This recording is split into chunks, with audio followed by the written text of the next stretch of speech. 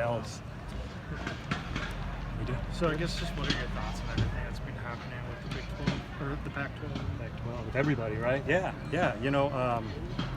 Disappointed that obviously the Pac-12. I mean, I grew up watching it. It's just, when I was a kid, Pac-10, and then played in the Pac-10, and then Pac-12, and been a part of my every Saturdays, whether I was playing, coaching, or just watching it. So very sad and disappointed that it came to this, but we have a lot of faith that we have an incredible brand at Stanford, that we'll land somewhere really good, and just looking forward to finding out what it is, just like you guys.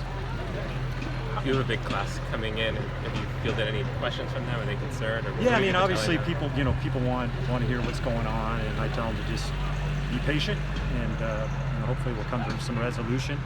I don't have any answers for them at this point, but like I said, they trust the brand of Stanford, why they chose Stanford, and we'll end up at a good place. I really believe that, and wish it was in the Pac-12. Sorry to see that end, but as a coach, as a player, you move forward quickly. We got today's practice, and then we got a season ahead of us, and all those things. If the program doesn't land in a Power 5 conference, how does that impact the future? Yeah, that would impact the future for sure.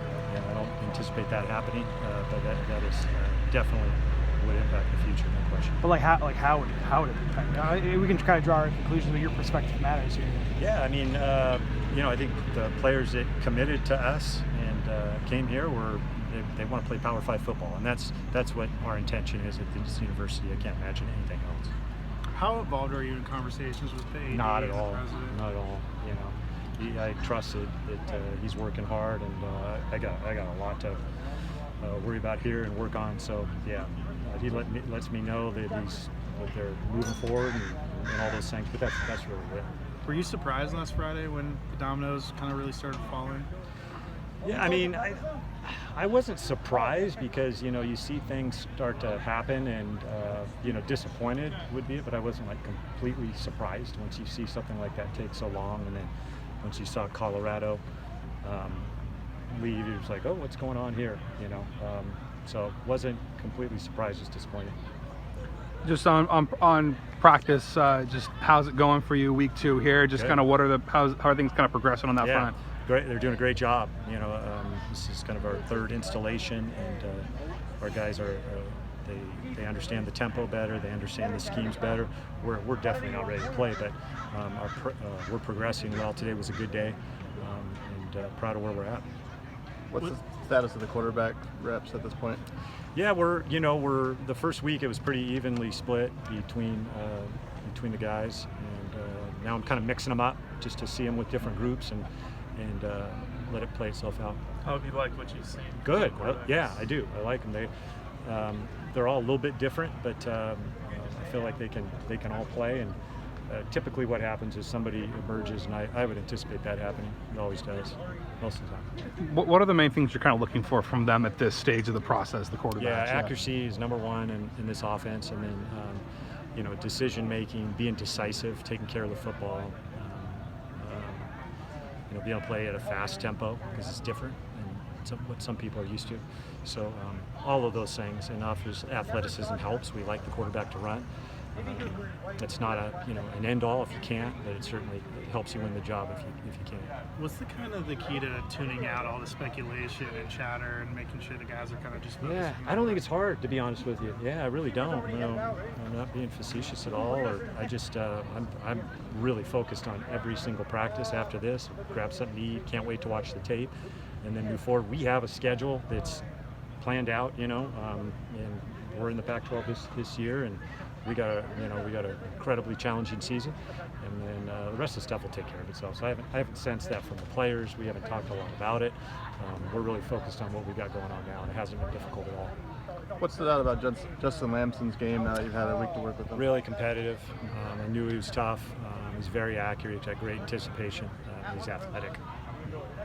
Seems like both Sam Roush and Moody Rubin, a couple sophomores, really making strides. Just talk about what you're seeing from those guys and what kind of impact those two can make on the offense this year. Yeah, no, two young guys that are very talented, and you see their progress every single day, and they're very talented.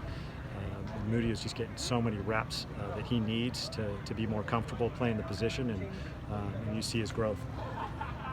Obviously, like your first year here at Stanford, you're excited to take on the job, and you have all these other things that are going on. Yeah. What's it been like for you as the whirlwind kind of goes? Obviously a new job, but then some of the other stuff that we're just talking about today with conference. Yeah, not too bad. I'm pretty focused on the football part of it. I know what I can control, and I'm competing every day and getting out here. So it honestly hasn't been hard. Obviously, the travel could be a night, and again, this is a future thing, but it's been talked about with all the different sports, but it just doesn't make a lot of sense. ACC doesn't feel right. Do you get any sense that just the travel could logistically be a nightmare? Yeah, I'm okay with traveling.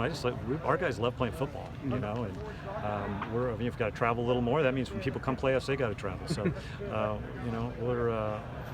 we want to play football. We want to be in a great conference, and we're sure that will happen. And the travel, if that happens, it's fine. It's just people used to have to come to Costa Country in a covered wagon. It'd take them months, and they'd be completely different people by the time they got there. We get on a plane for 5 hours, 6 hours. That's not the end of the world. You get drinks served to you, and some snacks, and it's not that bad. What gives you the confidence that there will be a conference landing spot for you guys? Just because one of the reasons why I was attracted to Stanford is the brand.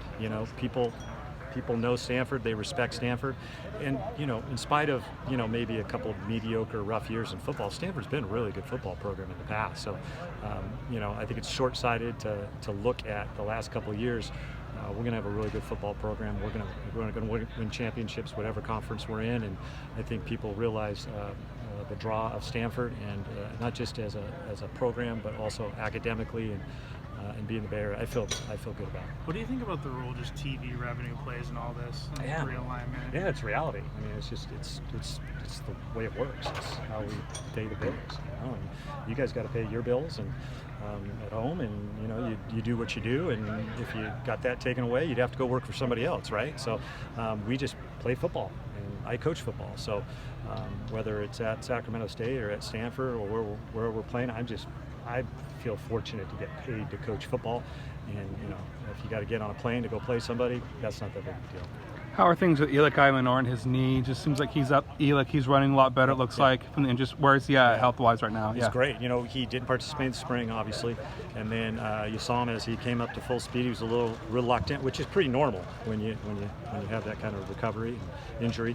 And he's been getting more and more confident in the break, changing directions, and he's still got some ways to go, but he's becoming more confident in his leg. Are you far enough in the camp where some freshmen have kind of identified themselves as? Yeah, definitely. There's some guys. It's a saturation point for some of them right now. There's just so much scheme coming at them that first couple days you're like, oh, they got this, and then they take a couple of step back. And when you're thinking a lot, it just affects the speed and the execution and how decisive you are. But there's no doubt. And there's some guys that are taking a little while longer that they'll get it. It's just going to take a little while. Not to belabor the point here, but it's okay. There's a lot going on. How viable is Stanford as an independent in football as the other kind of door out there? Yeah, it's definitely something that's been done in the past. Those are decisions that are way beyond my expectations or what I expect. But it's a possibility. You know as much as I do about it. Obviously, we'll play whatever hand we get. Anybody else? Awesome. All right. Thanks, Coach. Thank you.